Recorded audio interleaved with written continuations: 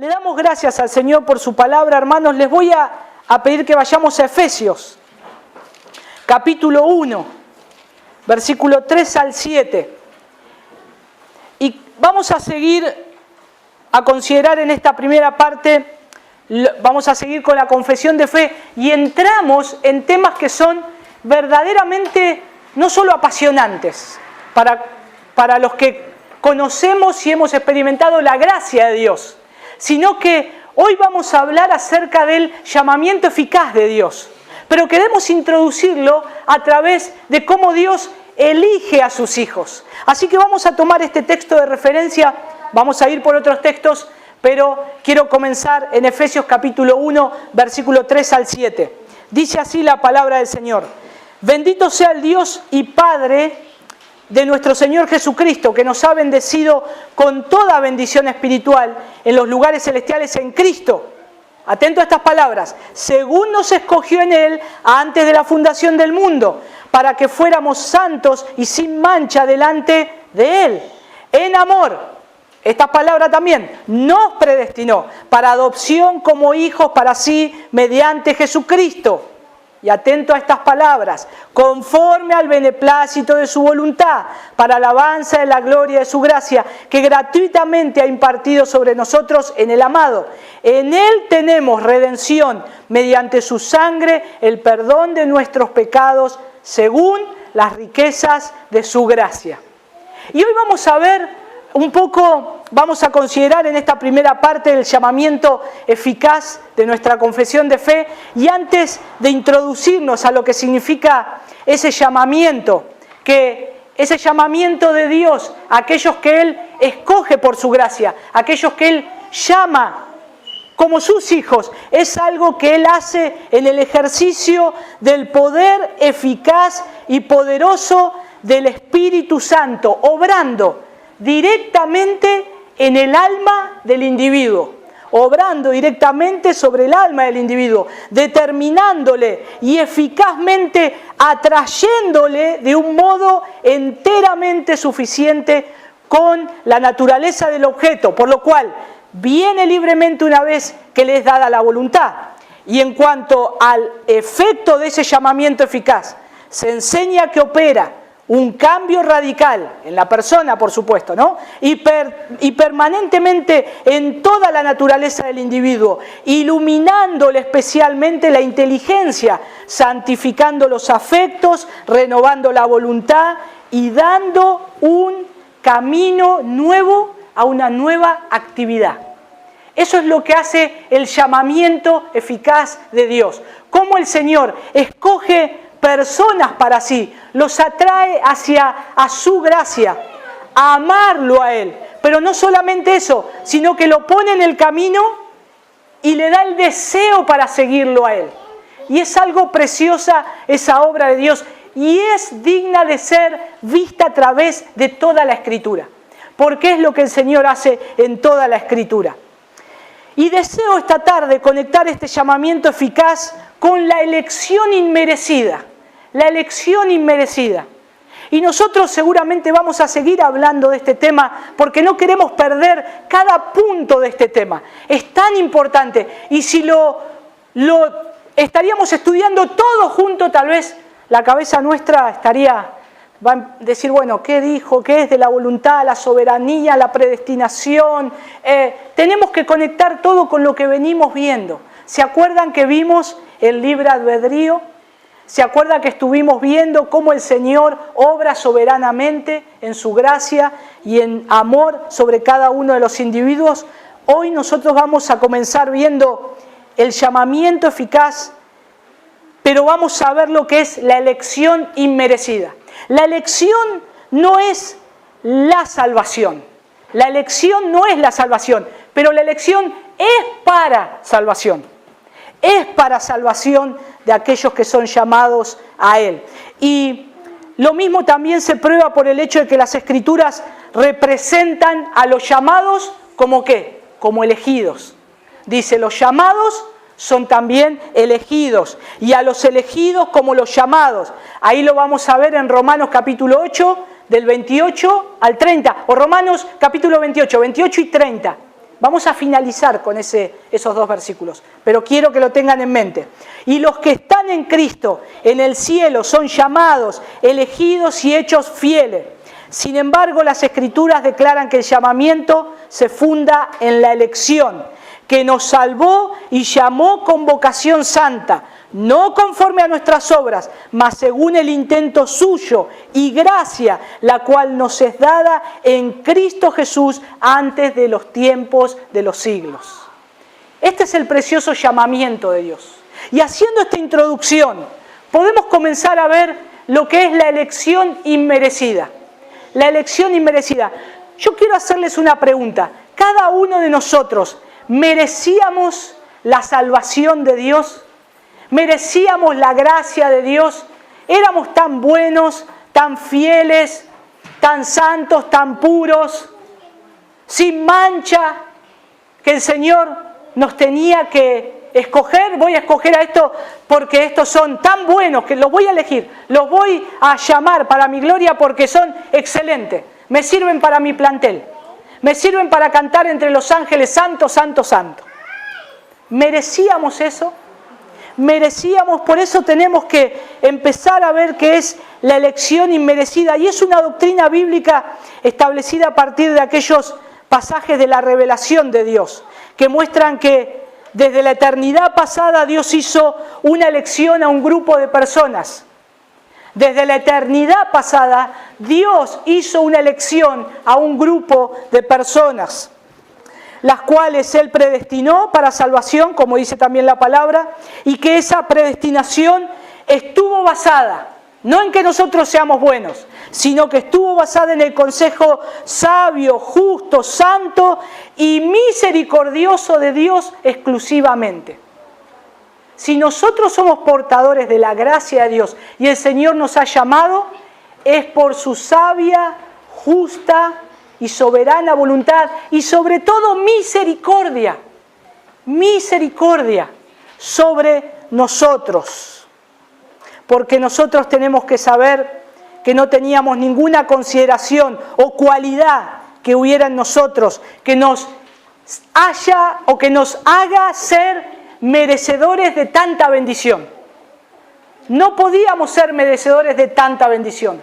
Por lo tanto, Dios tenía que escogernos y tenía que llamarnos, y de ahí el nombre de elección inmerecida. O podríamos decir, una elección de parte de Dios incondicional. Una elección de parte de Dios incondicional. Y la evidencia bíblica es abrumadora de que en el hombre no hay condición alguna que lo haga merecer la salvación. Y en este punto, también un poco consultando con Pepe y viendo cómo íbamos a tratar esto, queríamos arrancar teniendo en cuenta la elección incondicional, porque son parte de lo que son las doctrinas de la gracia. Esa elección incondicional, cómo el Señor escoge a los suyos. Y nosotros tenemos que ver también, y no vamos a pararnos muy sobre la historia, que siempre esta elección de parte de Dios ha causado en el hombre o en el ser humano un rechazo, de que el hombre no está completamente muerto, de que yo tengo la voluntad de acercarme a Dios, o de que yo puedo rechazar a Dios. Yo soy el que escojo a Dios y yo soy el que lo dejo.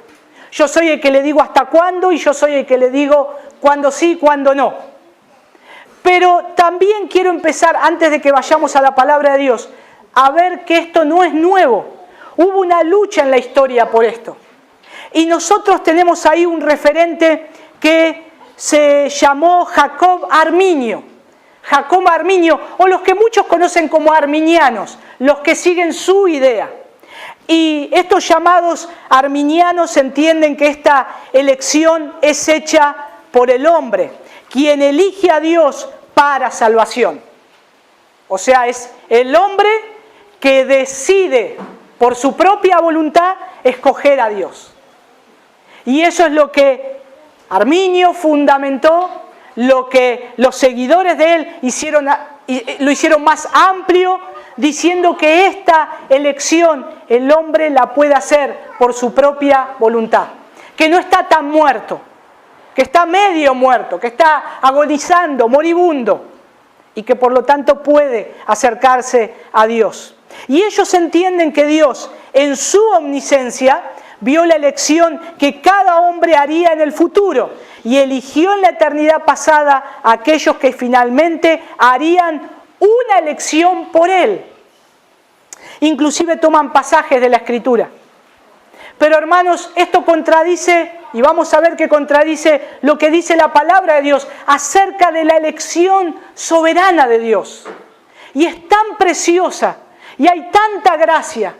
Y esto lo que pasa es que si el hombre tiene la posibilidad de no estar tan muerto y acercarse y escoger a Dios, y que la salvación dependa del hombre, entonces Dios ya no es tan poderoso. La salvación de Dios no es tan poderosa, porque yo puedo torcer el brazo de Dios, yo puedo escoger y decirle a Dios lo que tiene que hacer y no tiene que hacer. Entonces, esto es imposible. Y uno de los principales postulantes de este tipo de entendimiento fue Jacobo Arminio. En el 1580 nació él, murió en 1609, y en 1603 se empezó a hacer esta doctrina un poco más grande, pero sostenida en el aire casi. Y aún es raro porque Jacobo Arminio, quien junto a sus seguidores, los arminianos, postularon principios teológicos opuestos a los postulados por los reformadores y en especial por Juan Calvino. Ahora, leyendo algo de Arminio, parecía una contradicción, porque Arminio le decía a sus estudiantes que estudien a Calvino. Y entonces no sé cómo sería eso, ¿no? Pero vemos ahí que es importante reconocer la importancia de la Iglesia, reconocer la importancia histórica de la Iglesia y lo que hay detrás de diferentes posturas doctrinales. Pero en realidad lo más saludable y bíblico no es comenzar preguntándonos qué dijo este teólogo o aquel otro, sino también lo más importante, creo, que lo que tenemos que hacer cada uno de nosotros es escudriñar las Escrituras. Escudriñar las Escrituras para ver que ciertamente lo que Dios ha revelado. Si lo que enseñamos nosotros desde acá o cuando nos juntamos a aprender, siempre nosotros vamos a la fuente que es la palabra de Dios. No olvidemos el principio de sola Escritura, solo la palabra de Dios. No podemos movernos de la palabra del Señor y siempre tenemos que comenzar y terminar en ella. La palabra de Dios siempre tendrá el veredicto final, porque solamente ella contiene la revelación perfecta, inerrante e infalible de nuestro Dios. Es la única. Vamos a ver entonces posibles opciones con relación al plan de salvación. Si el Señor escoge a los que son suyos, si Él arma un plan eterno de salvación, ¿cuáles son algunas opciones de elección, de esta elección de Dios? Cuando Dios se propuso salvar al hombre después que Adán y Eva perdieron su posición delante de Él, tenía varias opciones con relación a la salvación de la humanidad. Y vamos a ver 4 opciones posibles. A ver cuál de estas 4 es la correcta. En primer lugar, tal vez Dios se propuso salvar a toda la humanidad. A toda la humanidad. Toda la humanidad va a ser salva. Esto es lo que se llama universalismo. Universalismo. Dios tenía el derecho y el poder de hacer esto. Pero, ¿revela la Biblia que Dios va a salvar a toda la humanidad? ¿Se me adelantó? No revela. Por lo que debemos entonces descartar esta opción. No está revelado que Él va a salvar a toda la humanidad. Y el universalismo arraigada enseña que al final de los tiempos Dios salvará a cada ser humano, pero es una doctrina arraigada en el aire. No tiene un sostenimiento bíblico. Por lo tanto, se maneja de supuestos y suposiciones. Suponen cosas y tratan de conectar cosas, pero no con la palabra de Dios, con lo que Dios ya dijo sobre su elección y sobre la salvación. Entonces, esta doctrina no es correcta. Entonces tenemos que ver que la palabra de Dios no aparece algo semejante como salvar a toda la humanidad. Vamos a otro punto. Dios va a condenar a toda la humanidad. ¿Va a salvar a toda la humanidad? No. Entonces, bueno, Dios va a condenar a toda la humanidad. Después del pecado de Adán y Eva, todos sus descendientes irán a la condenación a menos que Dios decidiera hacer algo en favor del hombre. Todos están perdidos. ¿Revela la Biblia esto? No. Dios no va a condenar a todo el mundo al infierno. Entonces, de la misma manera que lo hicimos con la primera opción, debemos descartar esta también. Vamos a las dos últimas. Ofrecer la salvación sin garantías. Dejar que el hombre escoja su camino, lo cual implica que habría posibilidad de que nadie lo escogiera. Sobre todo si recordamos que Adán y Eva, sin una naturaleza pecadora y sin un mundo corrompido, fueron incapaces de elegir a Dios. Hasta ahora, entonces, si lo vemos de esa manera, si el hombre tiene que escoger su camino, entonces ahí ya puede haber una opción. Si el hombre puede escoger su camino, pero también hay una posibilidad de que nadie lo escoja. Puede ser, o puede haber una posibilidad que algunos lo escojan y otros no. Entonces podríamos decir que esta tercera opción puede llegar a ser válida. Las dos primeras las desechamos por completo. Pero esta opción hasta ahora parece ser una opción poco probable, es poco probable, pero posible en el desarrollo del tema de la elección de Dios. El hombre puede escoger su camino. Vamos a dejarla ahí en suspenso, esta tercera opción. No la descartemos. Vamos a la última. Dios garantiza, Él garantiza la salvación de un grupo. Garantizar Dios la salvación de un grupo de personas, aunque no garantiza la salvación de todos. Esta es la opción posible. Esta es la opción posible que el Señor o que nosotros podemos tomar. De las 4 opciones presentadas, solo entonces estas dos últimas parecen ser posibles. Pero para poder discernir correctamente cuál de ambas posibilidades es lo que Dios ha decidido hacer, ¿cómo debemos hacer? ¿Qué ha revelado Dios en la Biblia? ¿Qué ha revelado Dios en la Biblia? Hay 2 opciones que están siendo puestas a prueba hoy. Que el hombre escoja su camino, lo cual implica que está la posibilidad de que nadie lo escoja también, o que Dios llama a salvación a un grupo de personas, pero no a todas las personas.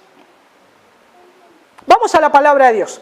La palabra de Dios revela que Él siempre ha escogido a los suyos de una manera soberana, que depende exclusivamente de su voluntad. Y a continuación vamos a detallar una serie de escenarios claramente plasmados en la Biblia donde observamos que hay una elección de parte de Dios. ¿Dónde podemos comenzar? En el Antiguo Testamento, en Génesis, capítulo 12. Ahí está Abraham.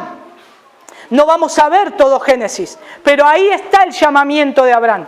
Ahí está la elección de Dios llamando a Abraham. Pero no eligió Dios al padre de Abraham. ¿Por qué no escogió Dios al padre de Abraham? ¿O por qué no escogió Dios a los otros hermanos de Abraham? Dios dijo, es Abraham. Y nada más. Hay una elección soberana de Dios. No tiene por qué dar motivos, no tiene que dar explicaciones. Él lo elige. Ahora, Dios dijo, no, el padre es malo y los otros 2 hermanos son malos. Abraham no es tan malo, lo voy a escoger a él, porque él es el que cuadra en mi proyecto, en el cual yo voy a hacer con un pueblo escogido. Vamos a ver qué dice la palabra de Dios acerca de Abraham. En Josué capítulo 24, acompáñenme ahí, es un resumen de lo que Dios le dijo a Josué, le hizo recordar. Josué capítulo 24, versículo del 2 al 3. Y Josué dijo a todo el pueblo, así dice el Señor, el Dios de Israel. Al otro lado del río habitaban antiguamente vuestros padres, es decir, Taré, padre de Abraham y de Nacor, y servían a otros dioses. Abraham era un idólatra, se inclinaba ante otros dioses que no era Dios. Entonces tomé a vuestro padre Abraham del otro lado del río y lo guié por toda la tierra de Canaán, multipliqué su descendencia y le di a Isaac. Ah, bien, Dios elige a Abraham un idólatra. Dios elige a Abraham un hombre idólatra, no era tan bueno. Se postraba ante otros dioses, servían a otros dioses. Él y su familia. Entonces ahí está la elección de Dios eligiendo a alguien a cual Él le place. Vamos a seguir más adelante. Dios eligió a Israel. Ahora, ¿por qué Dios elige a Israel y no a otro pueblo? ¿Por qué Dios no elige a otra tribu de la antigüedad? ¿Por qué Israel? ¿Porque era mejor o mayor que las demás tribus? No, no era mejor Israel. Si no, miren lo que dice la palabra de Dios en Deuteronomio capítulo 7, del 7 al 8. No era mejor Israel. Deuteronomio capítulo 7, del 7 al 8. Dice, el Señor no puso su amor en vosotros, ni os escogió por ser vosotros más numerosos que otro pueblo, pues eras el más pequeño de todos los pueblos, mas porque el Señor os amó y guardó el juramento que hizo a vuestros padres, el Señor os sacó con mano fuerte y os redimió de casa de servidumbre, de la mano de Faraón, rey de Egipto. Dios elige a una persona que era un idólatra. Podía haber elegido a otros, pero escoge a Abraham por su soberana voluntad. Ahora puede elegir a otro pueblo más numeroso, mejor tal vez que Israel, pero Dios dice, yo voy a escoger a Israel.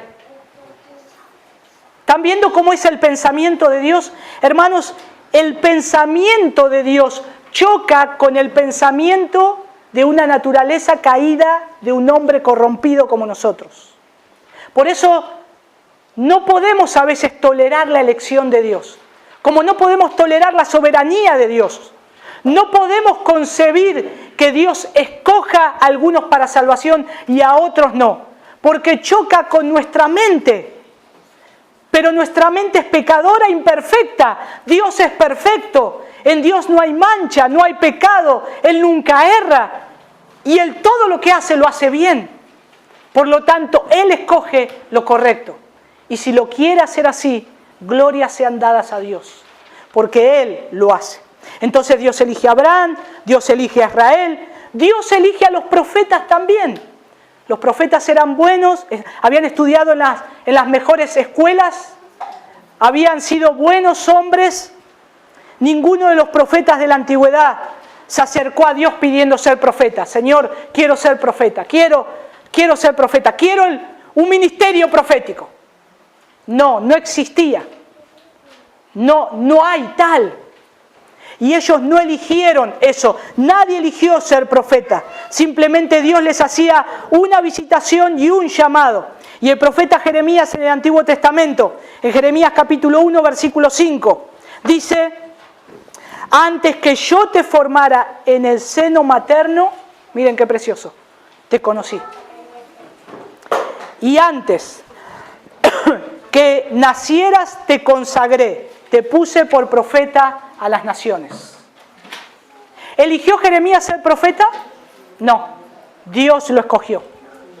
Antes de que naciera, Él ya le había puesto nombre. Y el apóstol Pablo en el Nuevo Testamento, en Gálatas capítulo 1, versículo 15, Gálatas 1:15, también da testimonio de que fueron elegidos por su ministerio antes de nacer. Miren lo que dice Gálatas 1:15. Pero cuando Dios, que me apartó desde el vientre de mi madre y me llamó por su gracia.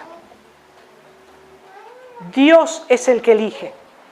Aún desde antes de nacer, Dios escoge. Dios elige a los que son suyos y aún a los que son llamados para su gloria y para trabajar para Él, como dice acá. Entonces, los profetas no eligieron ser profetas, Dios los llamó. Pablo no se postuló como el mejor candidato para ser el apóstol y para servir a Dios. Él lo había escogido el Señor desde antes de la fundación del mundo. Ahora, en el Antiguo Testamento también tenemos a aquellos profetas que iban a ir a Israel. ¿Quién iba a ir a hablarles a Israel? Dios los escogió también. Dios los llama. Con la excepción de 3 profetas. Jonás, que es enviado a los ninivitas. Abdías, que es enviado a los edomitas. Y Nahum, que también es enviado a los ninivitas. Los profetas del Antiguo Testamento, todos los profetas fueron enviados a la nación de Israel. Ahora, ¿por qué Dios escoge sus instrumentos humanos, que en ese tiempo se llamaban los profetas, para hablarle específicamente a una nación? Porque era la nación que Él había escogido. ¿Por qué esos profetas no fueron, se distribuyeron por parte? Bueno, yo si hubiese sido Dios diría, bueno, a ver cuántos profetas hay. 20. Bueno, 5 acá, 5 allá, 5 acá, 5 acá. Y vamos a ser parejos. Vamos a ser parejos para todos, que todos lleven la palabra de Dios a todas las naciones. Había necesidad también.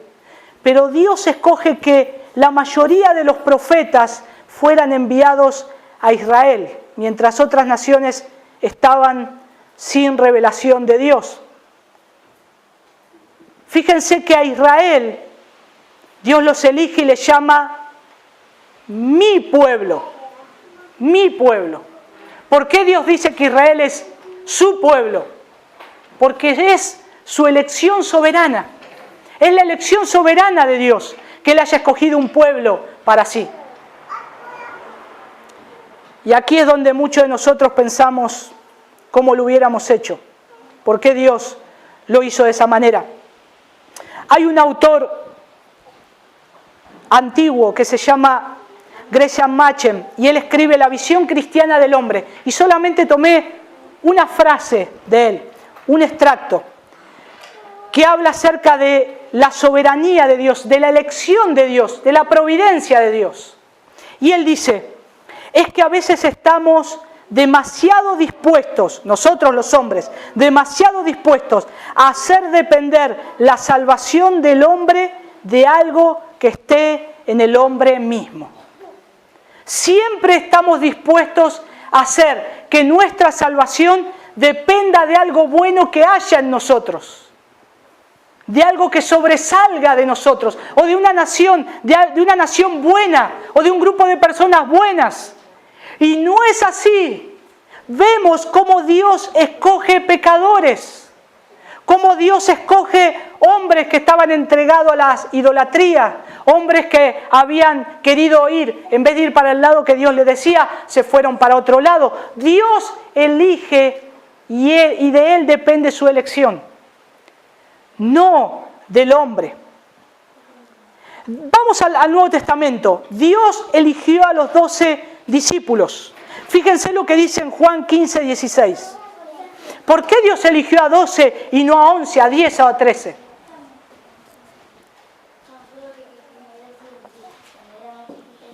La manera como Jesús formó el grupo de 12 hombres aparece revelada en este pasaje. Juan 15, 16. Pero vosotros no me escogisteis a mí, sino que yo os escogí a vosotros. Y os designé para que vayáis y deis fruto, y que vuestro fruto permanezca, para que todo lo que pidáis al Padre en mi nombre, Él os conceda. Con esto, Jesús dejó claro que estos hombres se convirtieron en discípulos de una forma distinta a como los discípulos se unían a su maestro en la antigüedad. En la época que nace Jesús había muchos maestros y muchos enseñaban como Jesús, caminando, y los discípulos se le ponían y también iban aprendiendo del maestro. Pero había algo especial en los que Jesús eligió. Los que Jesús eligió no se iban a apartar nunca de Él, excepto el hijo de perdición, como Jesús dijo. En la antigüedad, los discípulos que se unían a cualquier otro maestro que predicaba cualquier filosofía, ellos tenían la opción de estar con el maestro y un día decían, ya me cansé de tus enseñanzas, me voy con otro. Y se iban con otro maestro. Y se cansaban de eso y se iban con otro. Y podían hacer eso.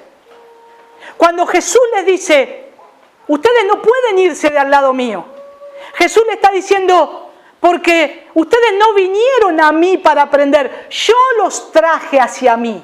Yo los escogí y yo los retengo. Por eso dice la palabra de Dios, vosotros no me escogisteis a mí, sino que yo os escogí a vosotros y os designé para que vayáis y deis fruto y que ese fruto permanezca. Y esa es la elección de Dios, preciosa. Él llama, los atrae hacia Él y no se pueden despegar nunca de su precioso Salvador. Porque Él los llama para su gloria, porque Él los escoge para su gloria. Por eso Él promete que nos va a guardar sin caída. Por eso Él promete que nadie les arrebatará de mi mano. Son promesas claras de Dios, que nuestra elección, llamamiento y salvación son seguras en Cristo. No hay otra opción. O como dice en Juan capítulo 6, versículo 66. Juan 6, 66. Dice, como resultado de esto, muchos de sus discípulos se apartaban y ya no andaban con él. Lo abandonaron porque no les agradó la enseñanza de comer su carne y beber su sangre. Y Jesús ahí se dirige a los discípulos y les pregunta, ¿quieren irse también? A los que Él llamó. Fíjense que a los que Él llamó le hace la pregunta. Algunos le siguieron y después lo abandonaron. Porque no eran del Señor, no eran de Él, no porque podían hacer lo que querían, no eran de Él. Ahora el Señor los pone a prueba y les dice, ¿quieren irse vosotros también? ¿Quieren irse ustedes también con ellos como están haciendo? ¿Y cuál fue la respuesta? Ellos responden, no tenemos otro lugar donde ir, porque solo tú, Señor, tienes palabra de vida eterna. Lo que los mantuvo a ellos firmes junto a Jesús fue la elección que Dios hizo de ellos previamente desde la eternidad. Él los llamó, los trajo hacia Él y nadie los iba a arrebatar de su mano. Nadie. Y ahí está la elección de los 12 discípulos. Seguimos viendo un poquito más de la elección. Dios eligió a Juan el Bautista. Juan el Bautista nació lleno del Espíritu Santo. En Lucas capítulo 1, versículo 15, revela la palabra de Dios que él fue convertido desde el vientre de su madre. Fíjense que dicen, otros profetas fueron ungidos con el Espíritu, pero Juan fue el primero lleno del Espíritu desde el vientre de su madre. Parecería que Juan el Bautista fue elegido y aparentemente regenerado desde el vientre de su madre, porque da la evidencia de lo que hace una persona que es convertida y que conoce a Cristo, puesto que alguien no regenerado no puede ser lleno del Espíritu Santo. Juan el Bautista fue lleno del Espíritu Santo en el vientre de su madre. Él fue escogido por el Señor. ¿Eligió Juan el Bautista a Dios?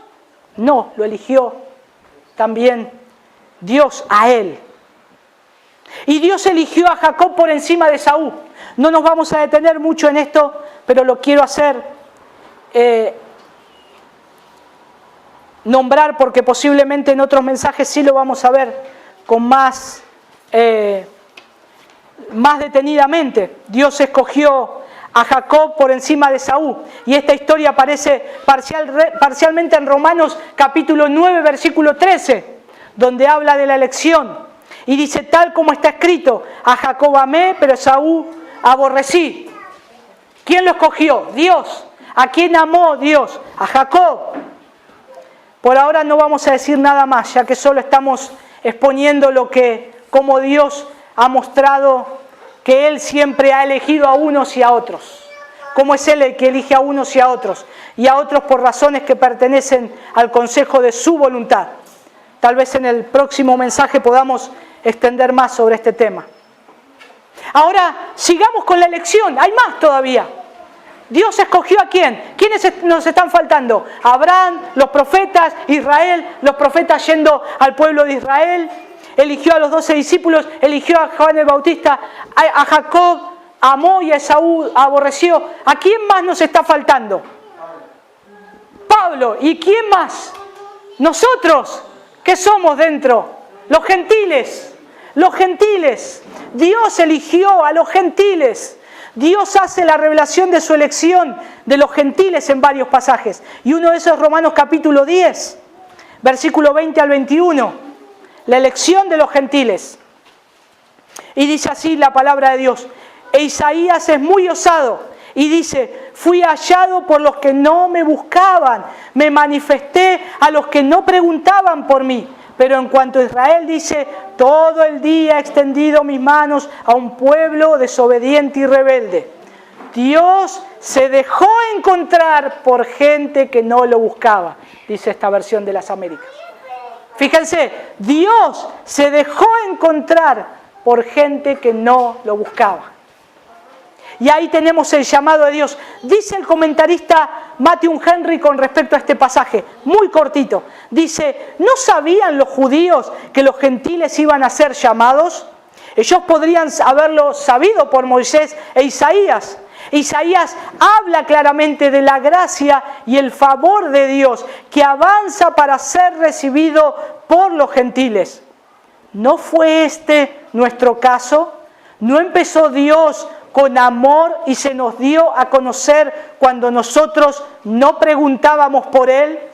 La paciencia de Dios para con los pecadores, provocadores, es maravillosa. Y es maravillosa en nuestra vida, porque cuando empezamos a ver la elección de Dios, el conocimiento previo de Dios, hermanos, empezamos a ver estas doctrinas del llamamiento eficaz y de la elección de Dios. Y esto nos humilla cada vez más. Nos tiene que llevar a humillarnos, porque nosotros no buscábamos a Dios. Constantemente lo hemos provocado a ira, una y otra vez, muchas veces y de muchas maneras. Por lo tanto, Él, bueno, soberano, paciente, misericordioso, hoy nos trae hacia Él, nos arrastra hacia Él y nos escoge. Y dentro de esa elección de los gentiles estamos nosotros. ¿Ven cómo Dios escoge? ¿Ven cómo Dios elige? Que Él es el iniciador. Él es el iniciador sobre criaturas que están muertas en sus delitos y pecados. Sobre criaturas que corren contrario a Él. ¿Cómo es paciente el Señor en resucitar a esos muertos y llamarnos para que escuchemos la voz de Dios? Y ahí podamos salir corriendo hacia Él, porque nos ha resucitado. ¿A quién eligió Dios también? Dios eligió a los ángeles. A los ángeles también escogió Dios. Y no tenemos detalles de cómo Dios hizo la elección de ciertos ángeles y no de otros. Pero tenemos una pequeña revelación de que esto ocurrió, según vemos en 1 Timoteo capítulo 5, versículo 21. Ahí podemos ver esa elección de Dios por los ángeles. 1 Timoteo capítulo 5, 21 dice así la Escritura: te encargo solemnemente en la presencia de Dios y de Cristo Jesús y de sus ángeles escogidos, que conserves estos principios sin prejuicios, no haciendo nada con espíritu de parcialidad. Fíjense que dicen: en la presencia de Dios y de Cristo Jesús y de sus ángeles escogidos. Él escogió ángeles también, para su propia gloria. Entonces debemos volver a la pregunta inicial de esta elección de Dios, de este llamamiento eficaz. ¿Qué ha hecho Dios? ¿Qué ha hecho Dios? ¿Por qué Dios es el que escoge? ¿Por qué Dios es el que llama? Y creo que la respuesta es elegir soberanamente conforme a un plan soberano de Él. Elegir a criaturas, a una nación, a un grupo, a personas específicas, a una iglesia, para su propia gloria, por su plan eterno y por su soberana voluntad. Lo que Dios declara de manera abierta, el hombre trata a veces de excusarlo. Trata de excusar estas cosas, de explicarlo, tratando de remover la culpa que otros quieren colocar sobre Dios. Pero Dios no necesita que lo excusemos, porque cada decisión soberana ha sido guiada por su consejo sabio y santo. Cada decisión soberana de Dios ha sido guiada por su consejo sabio y santo. Hermanos, todo lo que ha pasado desde la creación, todo lo que ha ocurrido en el plan de redención, cómo se ha manifestado Cristo, cómo ha resucitado, cómo ha crecido el cristianismo, cómo ha avanzado la palabra de Dios, cómo sigue la iglesia creciendo, cómo Dios un día va a venir para buscar a su iglesia. Todo es de acuerdo a un plan soberano de Dios. De acuerdo a un plan soberano de Dios, no del hombre, no del hombre. El hombre solo mira lo que Dios hace. El hombre solamente puede pararse muchas veces al borde de ese mar y exclamar y decir, mirad y ver la salvación que Dios hará hoy por nosotros. Porque no hay otra opción, no hay otro camino. Es Dios escogiendo y es Dios haciendo su soberana voluntad. Isaías capítulo 65, versículo 1. Isaías 65:1 dice, me dejé buscar por los que no preguntaban por mí. Me dejé hallar por los que no me buscaban. Dije, heme aquí, a una nación que no invocaba mi nombre. Dios hizo hallar por una nación que ni siquiera tenía interés de invocar su nombre. ¿Ven cómo es Dios el que elige? ¿Cómo es Dios el que escoge? ¿Cómo es Dios el que llama para salvación, para su gloria? ¿Cómo Dios nos atrae hacia Él? Hermanos, es tan importante que meditemos en esto y que continuemos meditando en esto y viendo qué grande que es nuestro Dios. Qué bueno que es nuestro Dios. Al estar hoy acá sentados escuchando su palabra. Y al poder haber abierto los oídos nuestros para escuchar y para ser receptores de la salvación del Señor. Pero a su vez, qué terrible es estar sentado en este lugar y escuchar estas palabras y todavía no conocer al Salvador. Porque es lo que dice el Señor. Heme aquí. Estoy sobre una nación, sobre personas, por alguien que no busca mi rostro, por alguien que no invoca mi nombre. Pero es Él el que llama eficazmente. Es Él en cuanto nosotros somos resucitados por su gracia, podemos escuchar el llamado de Dios y podemos humillarnos delante de la presencia del Señor. ¿Qué podemos ver en conclusión de este llamamiento, de esta elección incondicional de Dios? Cómo Dios elige. Entonces, volviendo a las 4 opciones, nos quedamos con la última. Dios escoge a un grupo de personas. Dios escoge para su gloria a una nación santa, escoge para su gloria a un grupo de personas para que le adore a Él. Y va a haber otros que no van a conocerlo a Él. Aunque siempre la opción a acercarse a Él está abierta de parte de Dios. Porque el Señor dice, vengan a mí y beban todos los que tienen sed. ¿Quién tiene sed en este lugar? ¿Quién tiene sed en esta ciudad de Bahía Blanca? ¿Quién tiene sed? Vaya a Dios y beba. Beba gratuitamente del agua. Corran y beban a Él. Está abierta, la fuente ha sido abierta. Pero ¿qué hace el hombre muerto en sus delitos y pecados? Le da la espalda a Dios y corre contrariamente hacia otro lugar. Pero acá está Dios, diciendo al que corría en contra, momento, ahora te voy a resucitar y ahora acá estoy. Y nos pega la vuelta completamente y ya lo vemos a Él. Y cuando lo vemos a Jesús, ya no vemos todo lo demás. Vemos a Él. Pero ahora lo vemos a Jesús y no lo analizamos.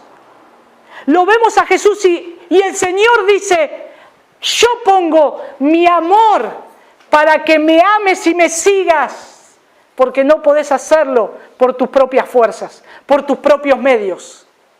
Y entonces Él nos resucita, nos levanta, nos enfoca hacia Él, lo vemos a Él, ¿y qué hacemos? Lo vemos hermoso, lo vemos precioso, y decimos, Jesús, estás acá, y corremos hacia Él, y nos abrazamos a Él, con todas nuestras fuerzas, y lo abrazamos, y lo besamos, y decimos, te amo, Jesús. Pero no porque yo te miré y dije, bueno, después vengo. No, no te veía antes, estaba muerto. Y ahora te veo, y ahora te amo, y ahora te quiero seguir, y ahora quiero orar, y quiero leer tu palabra, y quiero hacer tu voluntad, y quiero andar en santidad. Señor, quiero hacer tu voluntad, ayúdame. ¿Por qué? ¿Teníamos ese deseo antes? No, Dios lo puso. Dios lo puso en tu corazón, en mi corazón, porque era imposible que lo amemos, lo odiábamos. Y ahora Él es precioso, y ahora Él es hermoso. La salvación de la que la Biblia se basa en el consejo eterno de Dios, en la realización poderosa del plan eterno de Dios, no caben fisuras, no hay fisuras. Les dije que íbamos a leer como último pasaje Romanos capítulo 8, versículos 28 y 30.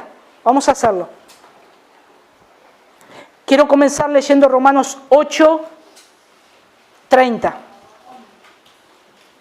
Y préstenme atención, toda su atención a esto, por favor. Dice, y a los que predestinó, a esos también llamó, y a los que llamó, a esos también justificó, y a los que justificó, a esos también glorificó. Ahora atención.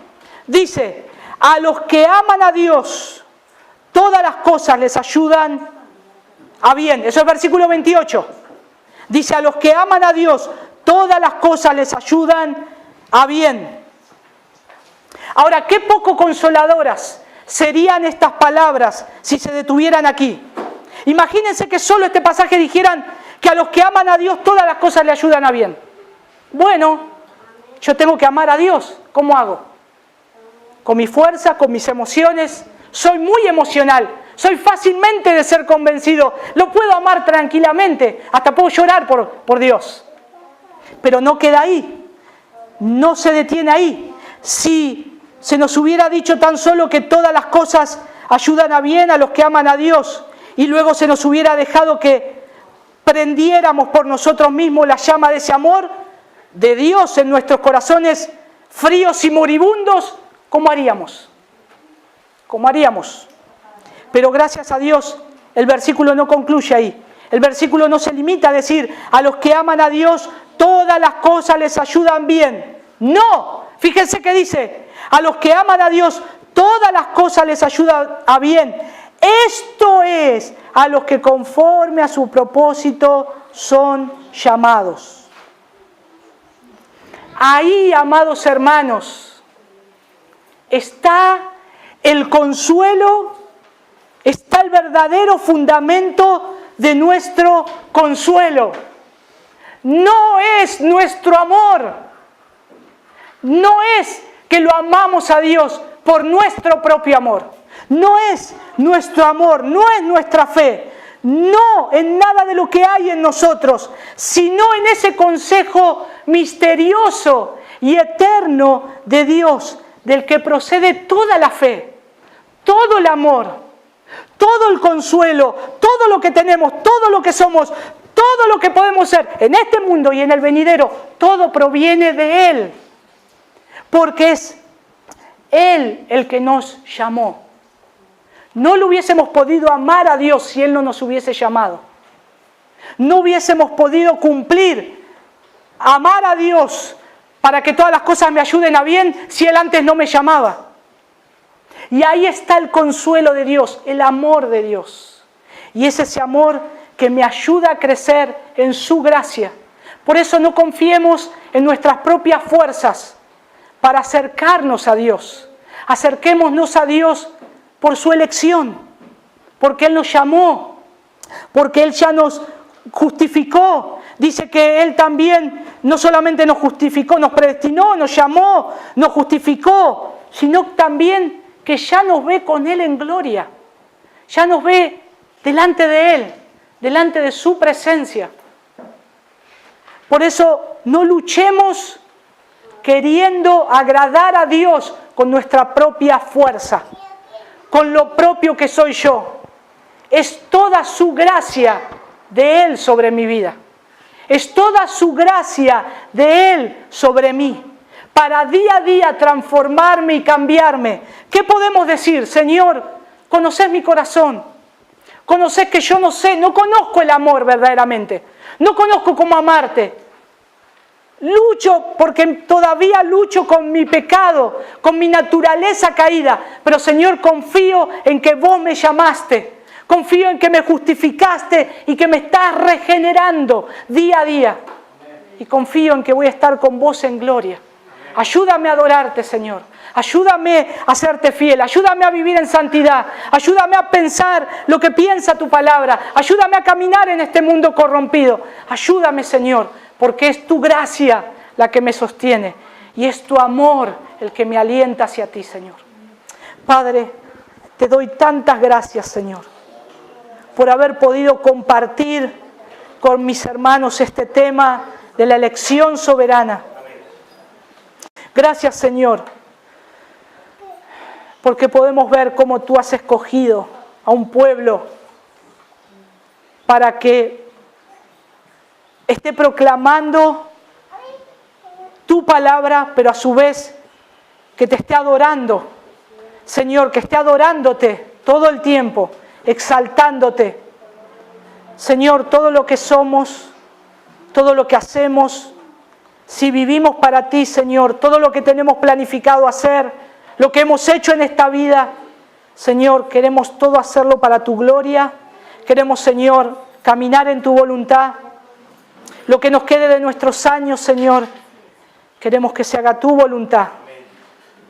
Gracias, Padre, gracias porque nos mantienes seguros en ti. Gracias porque nos has llamado a una salvación segura, que no se pierde, sino que está fundada en esa elección previa. Gracias. Ayúdanos a meditar en esta verdad que dice tu palabra y a gozarnos y a disponer nuestros corazones a adorarte en esta semana que hoy comienza, Señor. Gracias, Padre. En el nombre de Jesús. Amén.